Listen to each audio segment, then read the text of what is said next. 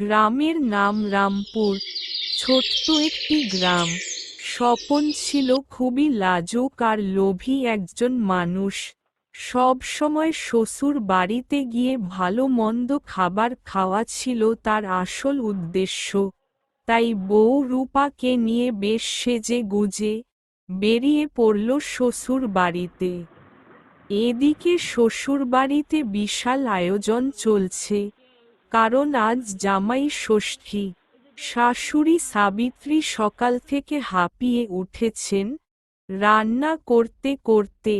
শ্বশুর নটবর চাটুজে পাশ থেকে গম্ভীর কণ্ঠে বললেন, এবার কয়টা হাঁস লাগবে গিন্নি? গতবার তো জামাই পুরো হাঁস একাই খেয়ে ফেলেছিল। আমাদের জামাই তো খুব পেটুক মানুষ। শাশুড়ি তখন হেসে বললেন, আরে তুমি এসব নিয়ে ভাবছ কেন? জামাই তো ঘরের ছেলে।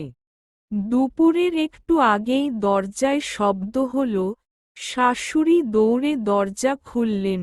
সামনে দাঁড়িয়ে আছে লোভী জামাই স্বপন। মুখে বিশাল হাসি, হাতে একটা খালি ব্যাগ। শাশুড়ি খুশি হয়ে বললেন, আসো জামাই, এসো, বাড়ির ভেতরে এসো।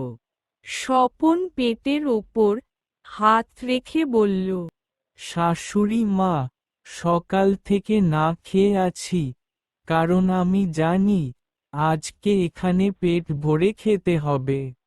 খাবারের টেবিলে দেরি না করে আগেই স্বপন চেয়ারে বসে পড়ল। শাশুড়ি একের পর এক আইটেম পরিবেশন করতে লাগলেন।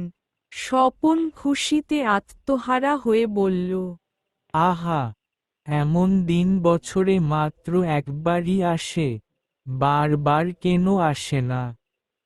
শ্বশুর ফিসফিস করে বললেন, তুমি তো আমার বাড়িতে বছরে 4বার জামাই ষষ্ঠী বানিয়ে ফেলছো দেখছি। স্বপন কিছু না বলে খাওয়া শুরু করল। প্রথমে এক হাঁড়ি পোলাও শেষ, তারপর 2 হাঁসের রোস্ট একাই সাবার করল।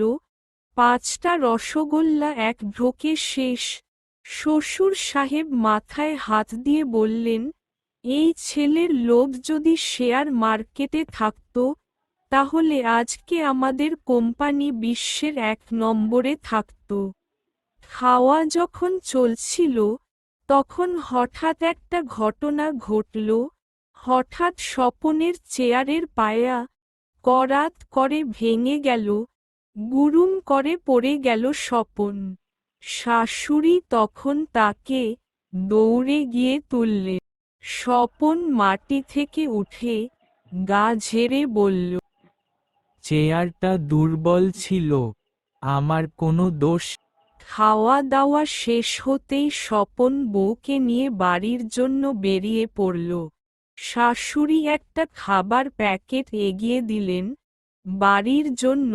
স্বপন খুশি মনে খাবারের ব্যাগ হাতে নিল এবং বলে উঠল, পরের জামাই ষষ্ঠীতে আবার আসছি, তখন আরেকটা নতুন ব্যাগ আনব। সেদিনের মতো লোভী জামাই বিদায় নিল। কিন্তু সবাই জানে, পরের জামাই ষষ্ঠীতে আবার আসবে, আরও বড় পেট আর লোভ নিয়ে। এই গল্পটি হাস্যরসাত্মক, ব্যঙ্গাত্মক ও পারিবারিকভাবে মজাদারভাবে লেখা হয়েছে।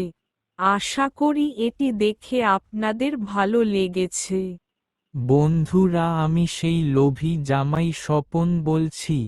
এই রকম সুন্দর সুন্দর গল্প দেখার জন্য আমাদের চ্যানেলটিকে সাবস্ক্রাইব, লাইক, কমেন্ট ও শেয়ার করে আমাদের পাশে থাকুন।